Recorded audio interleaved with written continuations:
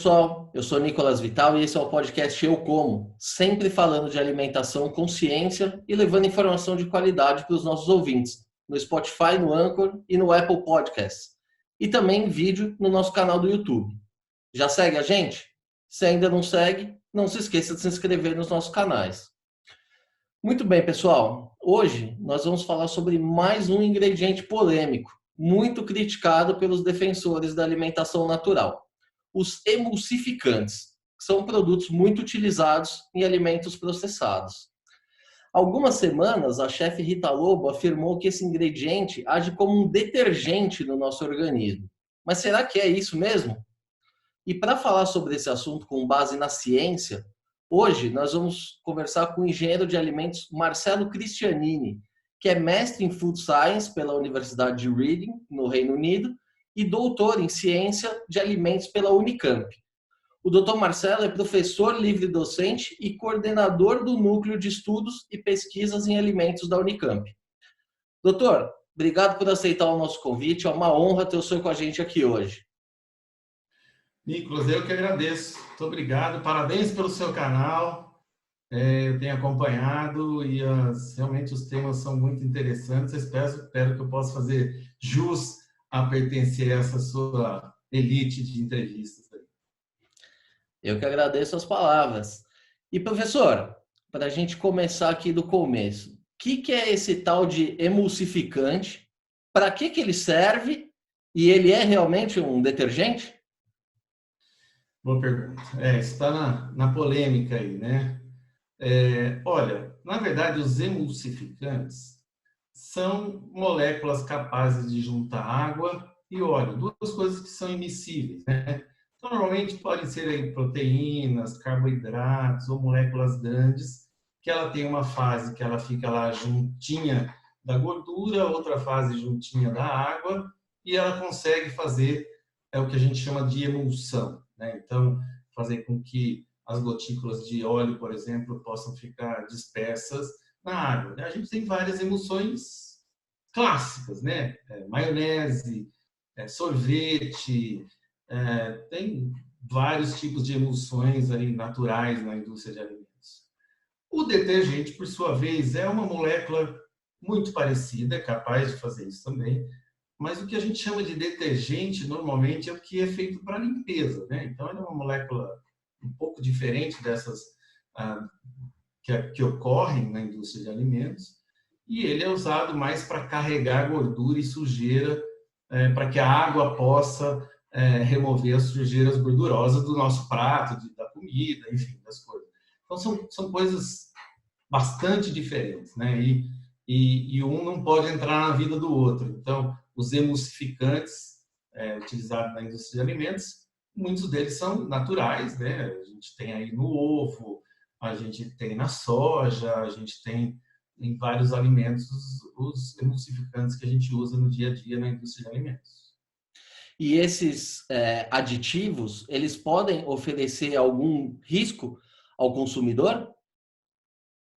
Não.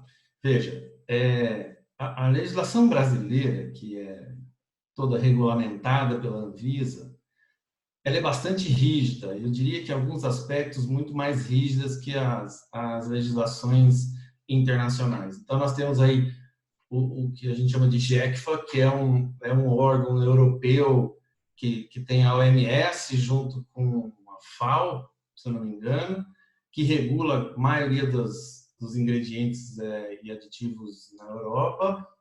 O outro muito forte no Japão, e o conhecido nosso FDA americano, que é quem regula tudo que a gente pode usar e deixar de usar. Qualquer molécula que a gente use, e mesmo que ela seja natural, né? Existe no dia a dia aí do jargão, mas eu quero comer alimento natural, e as coisas. Nem tudo que é natural é necessariamente seguro. Então, todas as moléculas que a gente fala aí de naturais ou não naturais, extraídas para serem usadas como um ingrediente, que vão aí desde o emulsificante, que a gente está falando aqui, como o que está na moda hoje aí, os edulcorantes, ou mais vulgarmente chamado de adoçantes. Então, para que uma molécula dessa possa ser utilizada, incorporada, ela passa uma centena são anos e anos de testes, de segurança, até que ela possa ser permitida no uso. E mesmo quando é permitido o uso, tem as classes de alimentos que podem ser utilizados e as quantidades que podem ser utilizadas. E tudo isso é baseado no que a gente chama de ingestão diária recomendável, aceitável, que é um número, né, proposto pelos cientistas e que estudam a segurança desses ingredientes ou aditivos. Então, é muito seguro, respondendo a sua pergunta. E, doutor, além desses ingredientes naturais, né, existem outros químicos que eventualmente são adicionados a esses produtos. São os famosos ultraprocessados, né, que são produtos, enfim, enlatados, produtos que têm uma vida útil muito maior do que o produto in natura. A população, nos últimos tempos, ela tem mostrado assim, um certo receio desses produtos, apesar de continuar comendo normalmente. Esses produtos, eles, enfim, o senhor já disse que não oferece nenhum risco, mas em termos de qualidade, ele é pior do que o produto in natura? Não, vamos por parte, vou responder a sua pergunta, espero não me perder no meio do caminho. Primeiro que essa nomenclatura ultraprocessada, infelizmente, para mim que sou engenheiro de alimentos, esse nome não existe na literatura científica de processo, né? Então, nós estamos falando de ultraprocessados. Mas foi um termo que foi criado por um comitê internacional e brasileiro também, e que, infelizmente, da maneira como foi colocado aí na nossa, ultimamente na legislação brasileira, no Guia Alimentar Brasileiro, causou um alvoroço por parte da comunidade científica. Então, por quê? Porque misturou uma coisa que é processo, né? Processo é aquecimento, congelamento, resfriamento, secagem, isso tudo é processo. Mas as definições que vieram nesse guia diziam assim, ultraprocessado está mais relacionado com a formulação dos alimentos. Então, se ele tem muita gordura, se ele tem muito açúcar, se ele não é idêntico ao natural, ou seja, não é mais a fruta, não é mais o leite, então isso causou um problema grande. Então, só para te situar o que a gente considera processado ou não processado. E a palavra ultraprocessado, infelizmente, está mal colocada aí nessa definição. A gente viu recentemente, foi bom que você falou que agora nós estamos em quarentena, a gente notou a importância desses alimentos processados em épocas de crise, em épocas de guerra. Então, na verdade, processar um alimento pode ir desde uma lavagem, eu lavar ou sanitizar um tomate, uma fruta, uma hortaliça, que a gente já compra sanitizada, isso é um processamento, né? Até eu produzir uma mousse de chocolate com emulsificantes ou não, né? Um biscoito. O importante na quarentena é que, assim, eu sou muito curioso e gosto de olhar o carrinho das pessoas do supermercado, é que no início da quarentena, principalmente que achava que a gente não ia poder sair de casa mesmo, ou que ia faltar alimento, os carrinhos estavam cheios de alimentos processados, né? E com os diferentes níveis de processamento, desde as hortaliças higienizadas até os leites que a gente consegue guardar por 6 meses, até suco, pratos prontos, pratos congelados, conservas de frutas, geleias e tudo mais. Então, a importância dos alimentos processados, no que a gente chama de segurança alimentar, né? Segurança alimentar é assim, você disponibilizar alimentos em qualquer época do ano, em qualquer lugar, de maneira segura, né? A pessoa vai consumir e não vai passar mal, ou não vai morrer, ou não vai ter uma toxinfecção.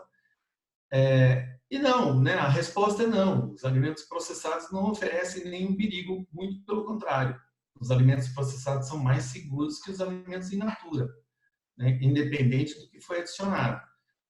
Claro que a gente não pode deixar de levar em conta o aspecto nutricional. Então, uma das questões é assim, mas os alimentos processados têm muito sal, ou tem muito açúcar, né? Que é sempre, ou muita gordura. Tá, isso está relacionado com a formulação. Então, se você come ou não um alimento com muito açúcar, isso é uma escolha sua. Então, a minha avó, para conservar a fruta, para que a gente comesse o ano inteiro, a única saída que ela tinha era fazer geleia. Não tinha geladeira, né? Então, conservar a fruta significava fazer geleia, para eu poder comer aquela fruta o ano inteiro. E geleia era 40%, 50% de açúcar. A minha avó fazia biscoito, né? Tão criticado hoje em dia os biscoitos. A minha avó fazia carne seca, não tinha geladeira, ou guardava a carne na banha. Então, isso é processamento de alimentos, né? Então, claro, se hoje a gente tem aí uma porção de alimentos que talvez tenha um pouco de excesso de sal ou açúcar, isso é um problema de formulação. E as indústrias estão se adaptando, né? A indústria de refrigerantes diminuiu em 25% a quantidade de açúcar. A indústria de carnes processadas, né, mortadelas, presuntos e tudo mais, também diminuiu em 25% a quantidade de sal.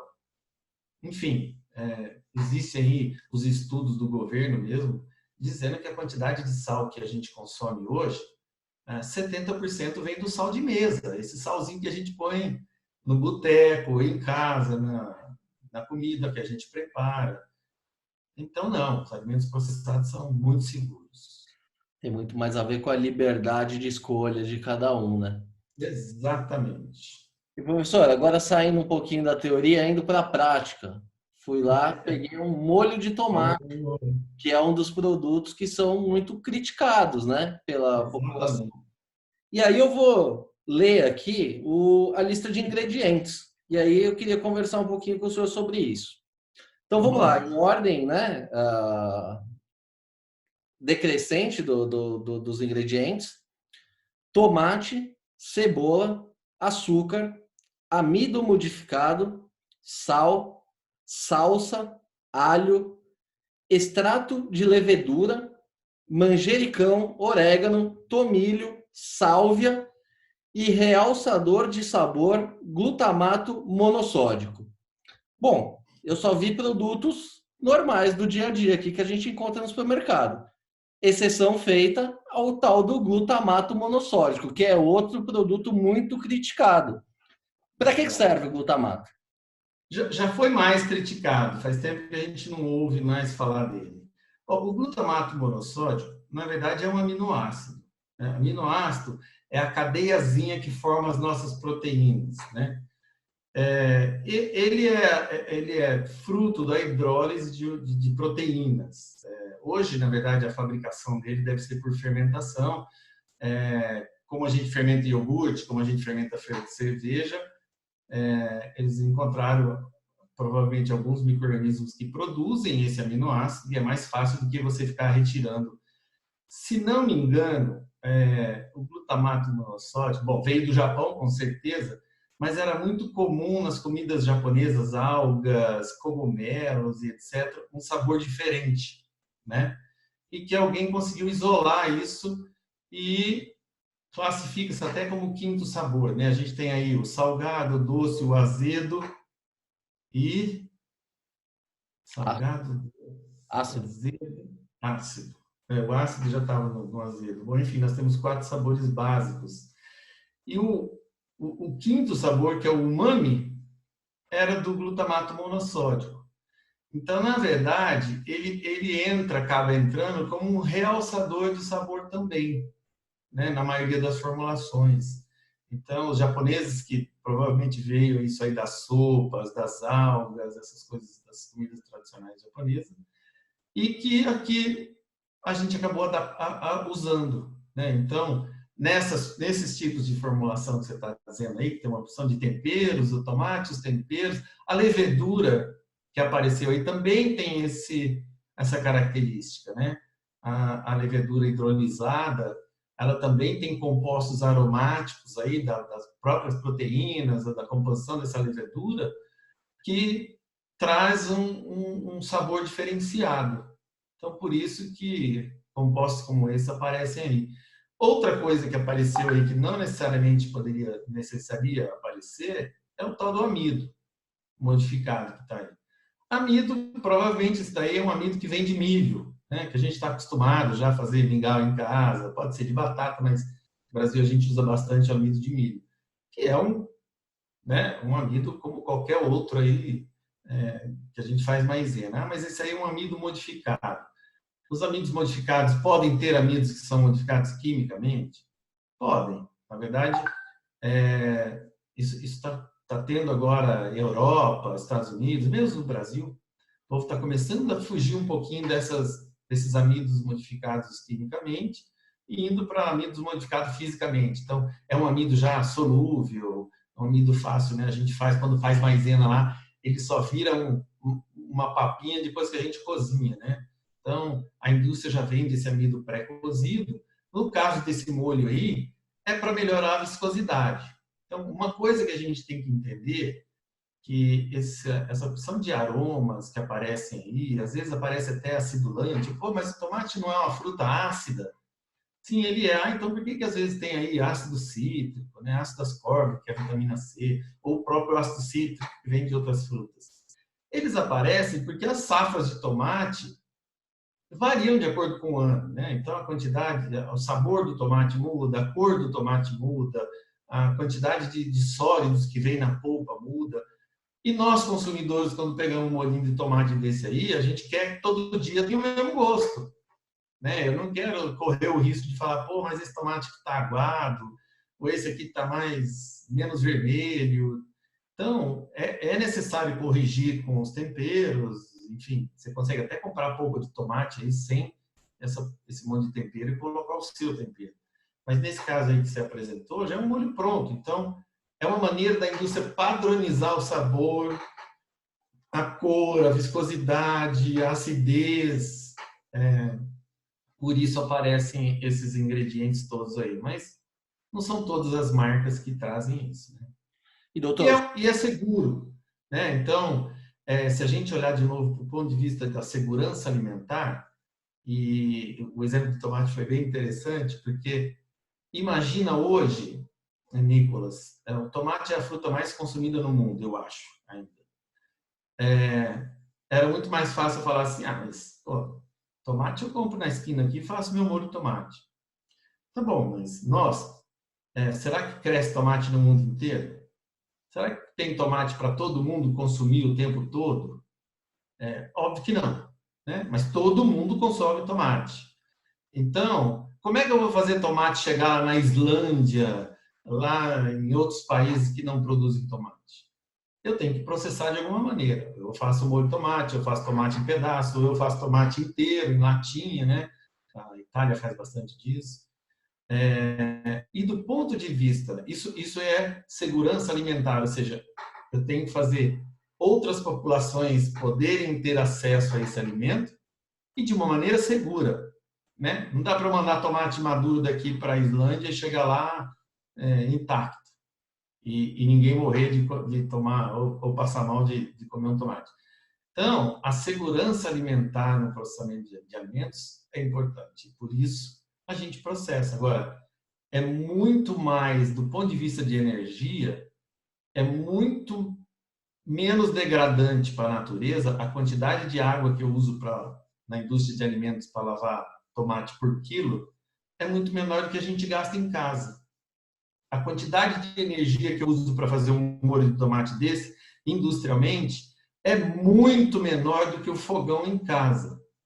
Então, se todo mundo fosse cozinhar em casa, a quantidade de energia, aí você pode falar em pegada de carbono, você pode falar em o que você quiser, de cozinhar em casa é muito maior. Sem contar que em casa eu perco a mão, eu posso deixar cozinhando muito mais do que precisava. E aí eu vou perder as vitaminas, eu vou perder textura, eu vou perder cor, enfim. Na indústria, isso é padronizado. Então tem doutor, vários aspectos. uma coisa que chamou a atenção agora nessa última resposta, é que o senhor estava explicando que o tomate ele tem a variação natural dele, de acordo com o período que você colhe, de acordo com a região onde você compra esse tomate. Então, esse mesmo molho aqui, se eu comprar em outra época do ano, pode ser que tenha uma alteração nos ingredientes aqui, de acordo com algum aditivo que tenha sido adicionado? Não, nos ingredientes eu creio que não, porque esse molho aí que você tem na mão é um molho bastante sofisticado em termos de tempero, né?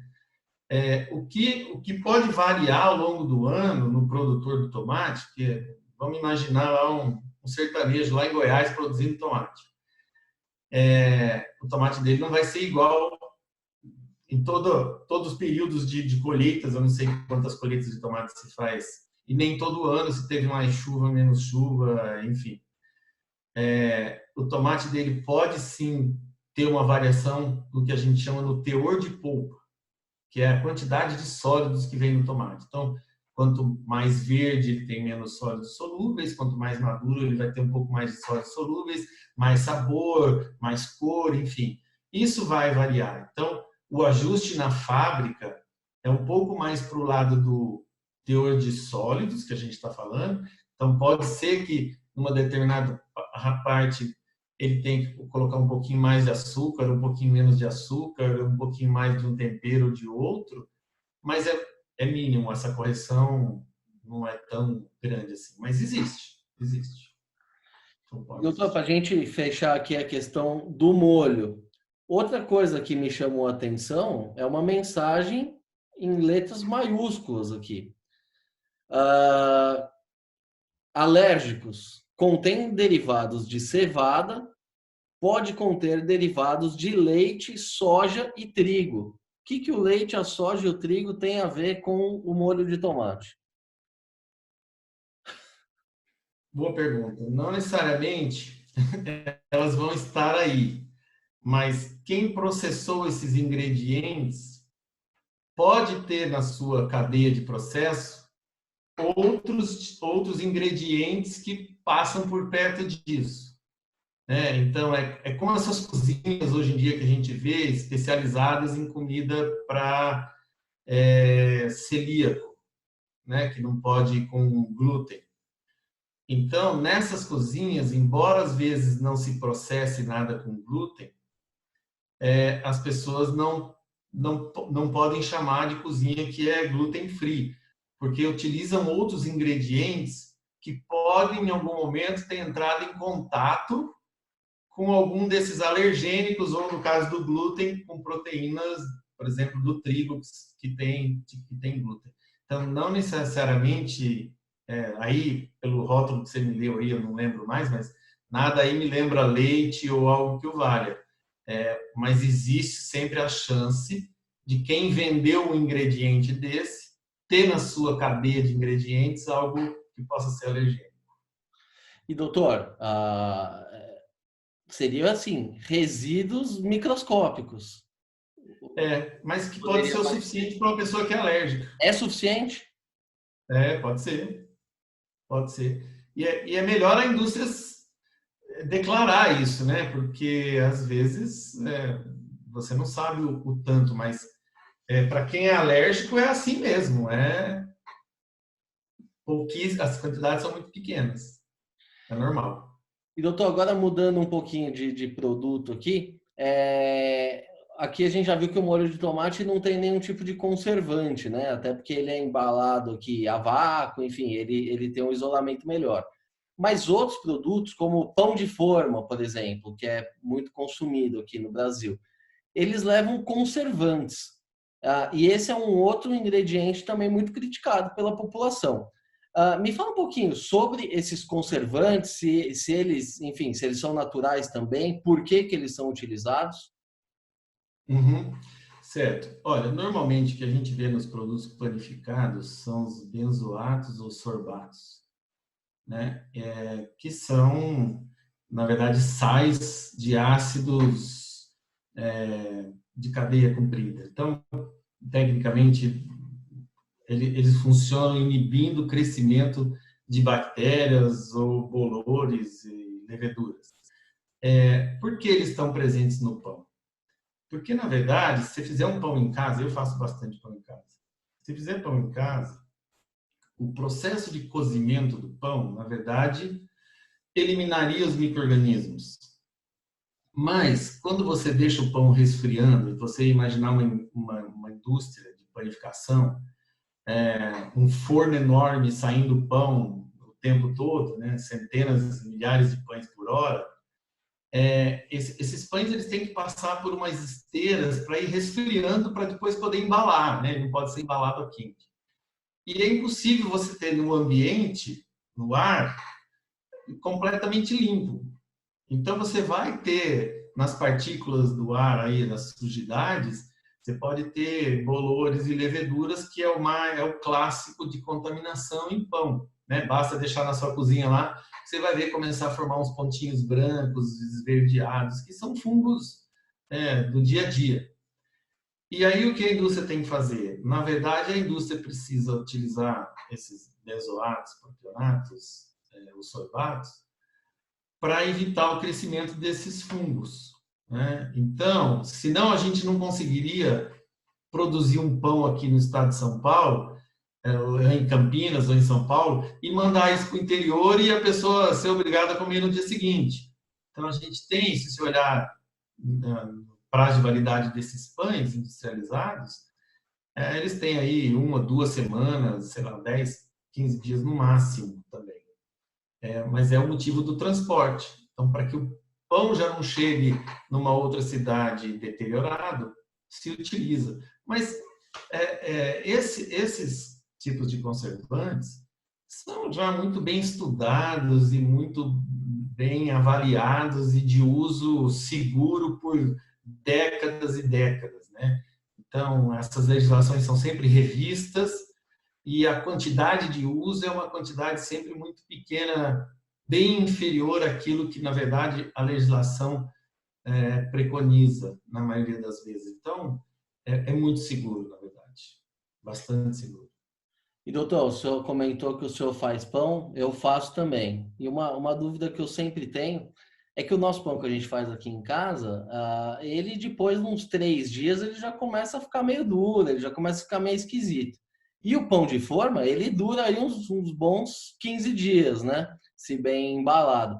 Isso pode ser atribuído também a ingredientes inseridos na receita? Não, assim, sim, isso pode ser a técnica, na verdade, né? E alguns ingredientes. O pão ficar duro, na verdade, é o que a gente chama de retrogradação do amido, que tem na farinha de trigo. Então, pode ser utilizado no pão algumas enzimas, por exemplo, hoje em dia é o mais comum, né? Enzimas que trabalham essa massa e faz com que ela retrograde mais lentamente, o pão não fica duro na velocidade que o meu e o seu ficam, realmente. Mas isso é muito tranquilo do ponto de vista industrial. Dá até para você fazer na sua casa, né? Você vai ter que procurar lojas especializadas que possam vender esses ingredientes e fazer em casa. E, doutor, a última aqui relacionada ao pão. O senhor disse do bolor, né? Aqueles pontinhos verdes que, enfim, por mais que demore a aparecer, muitas vezes eles aparecem. O que fazer nesse momento? Quando aparece o pontinho verde em uma fatia aqui na ponta, precisa descartar o resto do pacote todo? Ou esse bolor faz mal, não faz? Me conta um pouquinho desse bolorzinho verde. O correto porque assim, na verdade, quando você enxerga o bolor, é porque já tem bastante, né? Então, até que aquela colônia comece a ser perceptível ao olho nu, é porque já é o mesmo a fruta, né? A fruta é o mesmo tipo de problema que a gente acaba notando. Então, você achar lá numa fatia, a probabilidade de todo o pão estar assim é que um lado talvez foi mais rápido que o outro. Então, o ideal é não consumir, né? Porque a gente não sabe que tipo de micro-organismo está crescendo ali. E a probabilidade de ter vindo da sua casa é grande. Então, tem frutas, tem outras coisas na sua casa. Então, esse tipo de contaminação cruzada que pode estar trazendo outros tipos de bolores que não vale a pena você se arriscar por isso. Muito bem. E doutor, o senhor falou também sobre os estudos que são feitos em torno desses aditivos, né? Como que um aditivo ele é criado que ele enfim, que ele é introduzido na indústria, e qual é o processo de validação, o caminho que ele leva desde o descobrimento até a aprovação pelo FDA, por exemplo? É longo e caríssimo. É quase, eu diria que é assim, numa uma analogia, é quase como um novo medicamento, né? Está na moda agora a história da vacina aí, mas um medicamento passa por várias etapas, anos e anos até ser aprovado, né? Eu vou te dar exemplos clássicos que eu já trabalhei na indústria de ingredientes e posso te dar, por exemplo, um novo edulcorante, um adoçante, né? Até que ele possa, mesmo que você extraiu de algum lugar e que você vai usá-lo como um adoçante, ou mesmo um sintético, né? Como tem vários por aí, eles passam por uma batelada muito grande de segurança. Então, testes em animais e testes. Não é a minha praia, essa praia de toxicologia, mas é assim: é como se fosse necessário usar altíssimas doses em vivo e in vitro e vendo toda a possibilidade de gamas que poderia aparecer, até desde efeitos na célula, desde efeitos teratogênicos, por exemplo, né? Aparecer alguma coisa em bebê ou em fetos, até, enfim, não é a minha praia, mas é uma coisa muito longa e cara, e custosa. Então, não é coisa de 1, 2 anos, são coisas de pelo menos 5, 10 anos, no mínimo, para que você consiga utilizar. E aí, tem umas contas matemáticas que eu não vou saber de cabeça, como eu já te disse, mas é assim: fizemos teste para que esse ingrediente. Você tem que imaginar que, até assim, se eu pegar açúcar e enfiar 10 quilos de açúcar numa cobaia qualquer, vai morrer do mesmo jeito, não é porque é tóxico ou não tóxico. Então, os testes são feitos assim, e quando eles acham uma dose que pode causar algum problema, que normalmente são doses muito grandes, o que se recomenda usar são doses assim 10 vezes menores, 20, 100 vezes menores. Então, eu posso estar falando besteira aqui nas quantidades, mas só para você entender a ordem de grandeza. Então, os usos são lá bem restritos. Eu fiz parte há muitos anos atrás, quando houve uma mudança na legislação da Anvisa, do uso de edulcorantes, dos adoçantes. E por consenso, a gente chegou numa solução que foi muito interessante na época, a discussão onde a gente queria chegar. Então, você tem lá vários tipos de edulcorantes hoje. Mesmo a stevia, que é dito natural, né? Para que ela fosse regulamentada, ela tem que ter um histórico de GRAS, que a gente chama, geralmente reconhecido como seguro, mas que ainda assim tem todo um aspecto legal por cima disso. Mas os outros, que são moléculas não naturais ou não necessariamente extraídas de planta, como a stevia, eles têm lá ingestão diária recomendada e o indicativo era para que não se usasse apenas um. Ou seja, vamos supor que eu ia adoçar um suco ou um refrigerante. Então, para que eu não usasse um só edulcorante e tivesse uma dose um pouco maior daquele edulcorante, era assim, a ideia era ter que usar 2 ou 3, porque aí você ia usar muito menos ainda de cada um deles. E por mais que você pegue uma pessoa que tome 5, 10 litros de um refrigerante por dia, o que é um absurdo, ainda assim as doses seriam muito baixas. Existe só um exemplo que me veio à cabeça agora que você está perguntando. Então, os estudos em cima de qualquer um desses ingredientes, ou ditos aditivos, ou o que seja, é muito extensivo e é muito seguro do ponto de vista de uso. Doutor, já entrando aqui na nossa reta final, eu queria falar um pouquinho também sobre a legislação, né? Especialmente assim a brasileira. Muita gente fala, o Brasil é o paraíso dos ingredientes, é o paraíso do agrotóxico, paraíso do transgênico, paraíso de tudo. Queria entender se existe alguma diferença entre o que é permitido nos Estados Unidos, na Europa, por exemplo, e o que é permitido no Brasil, ou se existe uma harmonização. Como é que funciona isso? Quem que aprova aqui o Quem ingrediente? aprova é a Anvisa. né? No Brasil é a Anvisa. E existe muita gente competente na Anvisa e olhando por isso. E muita gente rigorosa, às vezes até rigorosa demais, mas na nossa legislação, via de regra, ela é baseada no FDA e no GECFA, que é a europeia que eu estava te dizendo. Então, são legislações, a nossa é bastante rígida, bastante severa. E eu não sou uma pessoa ligada em legislação e o meu dia a dia, mas às vezes a gente escuta daqui e dali. É que a gente, em maioria das vezes, é mais severo do que GECFA ou FDA. Eu diria que a gente, às vezes, é um pouco mais atrasado. Então, às vezes, esses organismos, eles pegam uma pesquisa daqui, uma pesquisa dali, flexibiliza alguma coisa, ou deixa de flexibilizar alguma outra coisa, e a gente tem um efeito um pouco mais retardado desse, ou seja, 1 ano depois ou 2 anos depois é que a gente vai ou flexibilizar ou então tornar um pouco mais restrito algumas coisas. Mas em termos do que é permitido, do que não é permitido, eu diria que a gente está praticamente igual. Eu não me vem à cabeça nada que é proibido usar na Europa que a gente usa aqui ou nos Estados Unidos que a gente usa aqui. O que acontece, na verdade, é que a Europa dita movimentos, assim como na moda, mais rápidos. Então, o consumidor de lá está mais preocupado em vamos diminuir o número de ingredientes nos produtos, não necessariamente os conservantes, tá? Ingredientes mesmo. E vamos diminuir o número de, como eu estava te dizendo, amido modificado quimicamente. Então, existe uma pressão do consumidor e aí a própria indústria passa a seguir, não é nem a legislação.